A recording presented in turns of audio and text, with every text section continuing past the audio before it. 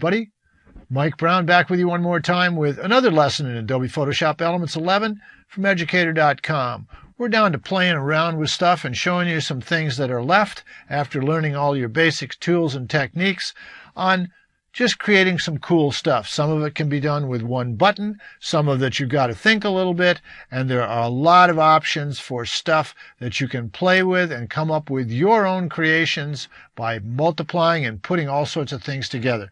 We're going to look at the filter gallery, a look at effects, and just kind of talk a little bit about manually doing stuff versus one click. Let's start right off the bat with the filter gallery. And let's take this image right here. I've duplicated the background so that we at least can have the things apply directly to that, up to the filter menu. Now, here are all of the available filters under this list. You notice we've used the high pass filter many times. Blur filters are over here. And all of our artistic brush strokes, distorts, all of these are listed here, but they're also under the filter gallery. And right now you can see that we have one that came in right off the bat. Here's our image under the texturization. Here's one called Mosaic Tiles, and you can turn it on, and now we can see what we've got. We can adjust the tile size, larger, smaller, all sorts of things that you can do. And here are all of the ones available under here. Again, in the list, we have these with a little, let's see what the texturizer does here. We have canvas. Let's scale it up a little. Let's actually scale it down. See why we're not getting any.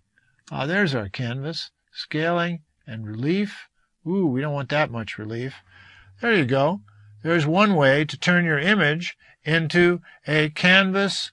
Let's go from the top right on the lighting, change it a little bit, and let's take a look at that. Let's click OK. And there's your image with a texturized layer. Now, if that's too much, the reason that we duplicated it, take your opacity and just pull it back some, because the one below it doesn't have it. And there you have a canvas for your image, a picture on canvas. Kind of cool.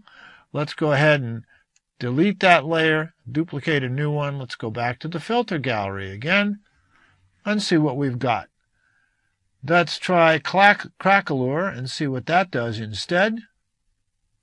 Wow, that's interesting. Take the crack depth, crack brightness, crack spacing. We need brightness to be higher.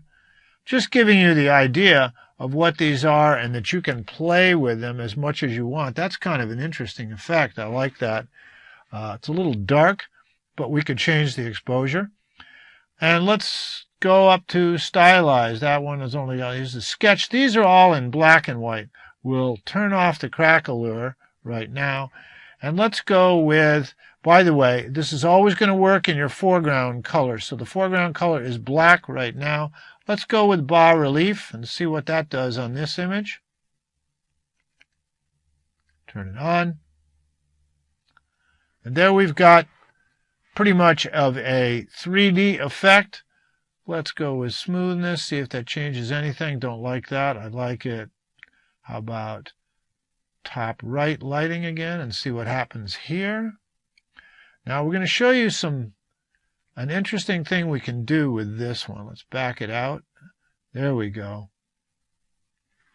Okay, now we've got that one. Let's go ahead and click OK.